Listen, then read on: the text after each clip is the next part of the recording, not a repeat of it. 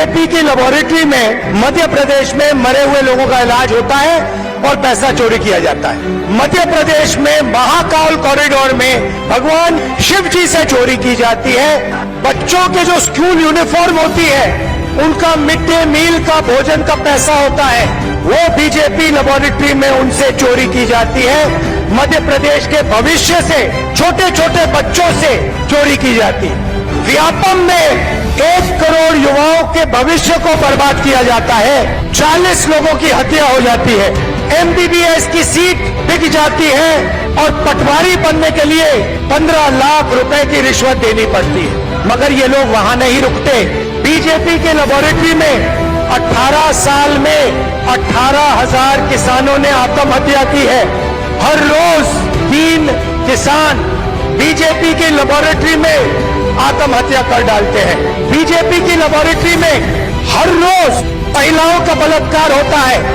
भोपाल में एक लड़की का बलात्कार होता है और जब उसका भाई उसे बचाने की कोशिश करता है तो पुलिस के सामने उसकी हत्या कर दी जाती है। बीजेपी के लेबोरेटरी में आदिवासी जिला है। बीजेपी के नेता आदिवासियों के ऊपर पेशाब करते हैं। ये मतलब था आडवाणी जी का जब उन्होंने कहा मध्य प्रदेश में आरएसएस और बीजेपी की लेबोरेटरी बनेगी।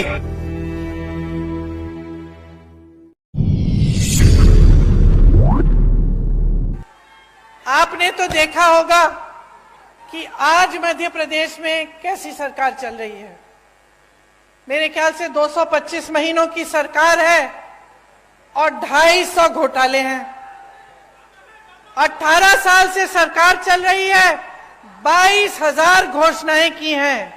मंडला जबलपुर की जो सड़क है 10 साल से बन रही है। 10 साल से पहले 4 लेन की बन रही थी, अब 2 लेन की बन रही है, लेकिन 10 सालों में बना नहीं पाए। वही मैं कह रही हूं, ढंग से नहीं बनी है। यहाँ की सड़क की तो ये स्थिति है कि गडकरी जी जो मंत्री हैं, जो सड़क बनवाते हैं, उनको आकर माफी मांगनी पड़ी आपके सामने। ये बात है, आप सोचिए। इतने सारे घोटाले, बच्चों के पोषण में घोटाला, मिड डे मील में घोटाला, सर्व शिक्षा अभियान में घोटाला, स्कॉलरशिप में घोटाला, भर्ती परीक्षाओं में घोटाला। तो बच्चों का भविष्य क्या है? आप बताइए बहन, आप ऐसे कर रही हैं, क्या भविष्य है? आप अपनी बच्चों के लिए मेहनत करती हैं कि नहीं? मेहनत करती हैं, मेहनत से उनका पालन पोषण करती हैं। तमाम दुनिया भर की समस्याएं होती है, लेकिन माँ बाप क्या चाहते हैं कि बच्चों की परवरिश ठीक ढंग से हो, बच्चे आगे बढ़े। लेकिन आपको अंधकार ही अंधकार दिख रहा है। जब आपके स्कूल में पोषण पर घोटाला हो रहा है, जब स्कॉलरशिप पे घोटाला है, जब भर्ती की परीक्षाओं में घोटाला है, तो बेचारा नौजवान करे क्या? स्कूल करता है, पढ़ाई करता है, अच्छे अच्छे अंक भी लाता है, आगे जाकर फीस भरता है, ट्यूशन करेगा, भर्ती परीक्षा के लिए तैयारी करेगा बेचारा। माँ बाप कभी कभी घर से बाहर भी भेज देते हैं, दूर कहीं पे ट्यूशन सेंटर में, किसी शहर के अंदर की, जा बेटा पढ़ ले, अच्छा भविष्य बनेगा। और फिर क्या होता है? उसमें घोटाला हो जाता है, हर स्तर पर घोटाला। तो बेचारा परीक्षा देता है, परीक्षा में पास भी हो जाता है, लेकिन नियुक्ति नहीं होती, क्योंकि घोटाला हो जाता है, सब कुछ बंद हो जाता है।